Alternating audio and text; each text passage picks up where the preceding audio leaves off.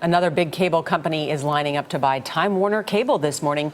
Charter Communications announced the deal just a short time ago. It follows a failed merger attempt between Time Warner Cable and COMCAST. Charter agreed to pay about $55 billion.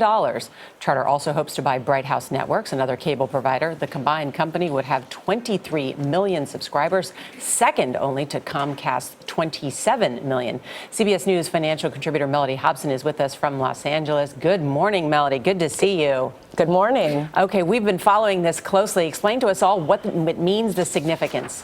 Okay, major change in the competitive landscape, as you mentioned in the intro. So now you have the number 2 player, Time Warner Cable, combining with the number 3 player, Charter Communications, which will produce a similarly sized competitor to the number 1 player, Comcast.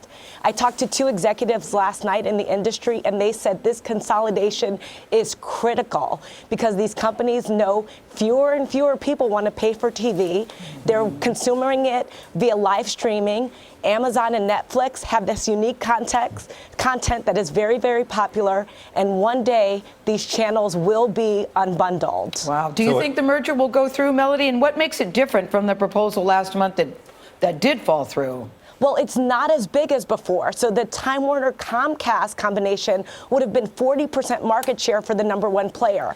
This creates companies that are more or less the same size. We call it competitive parity. So the regulators will probably like that. And the regulators have shown their hand. Supposedly, FCC Chairman Tom Wheeler placed an outbound call to the CEO of Time Warner Cable and Charter Communications and let them know that even though the Comcast Time Warner Cable deal did not go through, it did not mean that the commission was against all deals. So we assume this deal will have a better chance than the Comcast deal.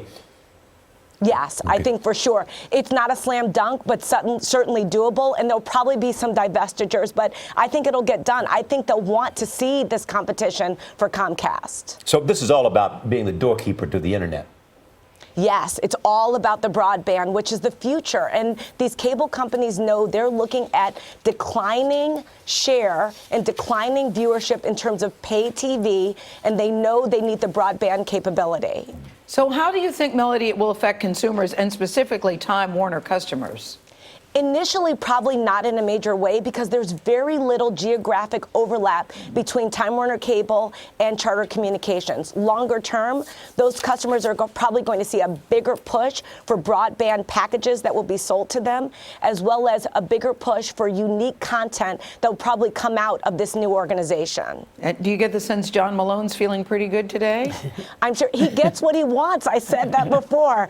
Don't count him out. Yes. He said he wanted this company. He made it clear last year with the hostile takeover, and now he's getting it. All right, Melody Hobson, thank you very much for joining us this morning.